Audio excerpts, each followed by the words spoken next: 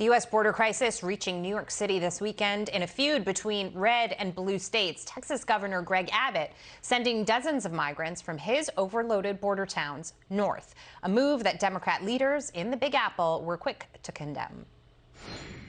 The more they see the numbers rise, the more they're going to be asking the federal government for assistance. And it is going to create a situation for the Biden administration where they are trying to help these liberal coastal cities in the Northeast deal with the immigration system while they're not helping the state of Texas. Here now, Texas Attorney General Ken Paxton. Great to see you, Attorney General. You know, this is really interesting because Governor Abbott is taking so much heat for this. But essentially, we've been living through this crisis for well over a year now, and Texas has been completely overloaded. Many people understand why he's doing it. It sends a signal, certainly, to Washington, D.C., to New York City, for example. You declared sanctuary city status, so now help us out here. Yet when it comes to actually doing it, Eric Adams doesn't want to do it. Nope, I can't do it unless I get federal funds. I mean, it's really interesting. It's almost hard to believe that this is happening because they're experiencing this to a really small degree relative to what we deal with every day. I think New York City has over less than 4,000. We have that many almost every day.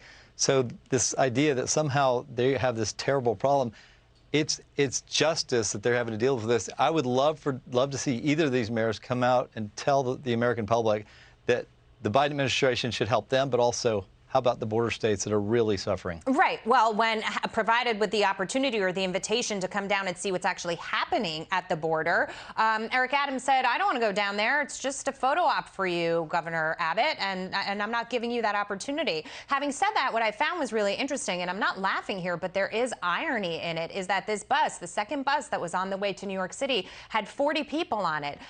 Only 14 arrived in New York City because as the bus must have stopped along the way, people, declined to get back on to the final destination. I mean, even people that are illegally coming into this country know that they don't want to come to New York City. It's mind-boggling to me. It is pretty mind-boggling that when we have this many people coming across the border, that only 14 actually made it to New York City. And despite that, you see the New York mayor complaining about it. He's really got a minor problem relative to the huge problem that we've been dealing with for the last year and a half. And his is just started, and it is just hard to believe.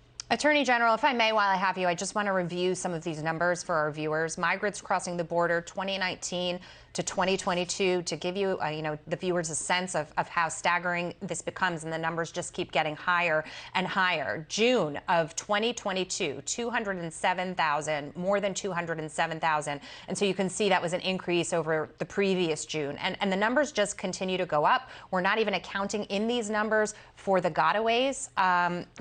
They're talking about in their Inflation Reduction Act wanting to staff up and beef up the IRS. Customs and Border Patrol would say, why don't you send some staff our way to help us do our job a little better? And I think the answer is simple. They're not trying to solve this problem. They're actually creating the problem. They announced on day one, Biden announced on day one, that there was going to be no deportation. And they've done everything they could to tell the cartels, bring as many people to the border as you can, and we'll take them and we'll send them where we want to send them. So this is a partnership. They're not trying to stop it. They would love to see even more, and that's the problem that we have on the border. Yeah, and Governor Abbott just tweeting that he's going to continue to send the migrants elsewhere until somebody responds in some meaningful way to this problem, Attorney General. I don't blame him after dealing with the crime, after dealing with the drugs crossing over the border, after dealing with the humanitarian crisis that we continuously talk about. I mean, there's only so much that each state on the border line can take at this point. Yeah, I mean, all you have to do is talk to anybody living on the border. But the reality is this is affecting all of America. We're all border states now. It just so happens Texas experiences this worse than any other state. And we have people dying. And that's the sad part of this. There are kids dying from overdoses of drugs that otherwise would still be alive.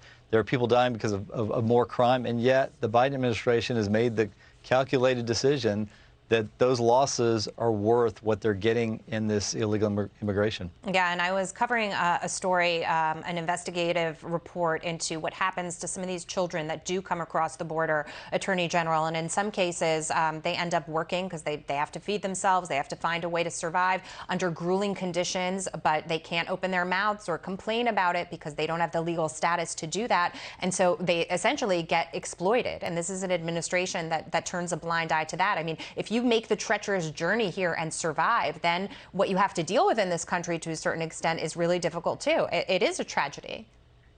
Well, look, they know this is happening. They've encouraged it to happen. They know that human trafficking is a real issue and that it's getting worse as a result of their policies. And again, just like the fentanyl crisis that we have in America and more kids dying, they know all about this problem and they're still encouraging it. Again, for them, it's worth the trade to get as many illegals here and work with the cartels doing it, and they're willing to trade American lives, even children. Texas Attorney General Ken Paxton, thanks so much for joining us tonight.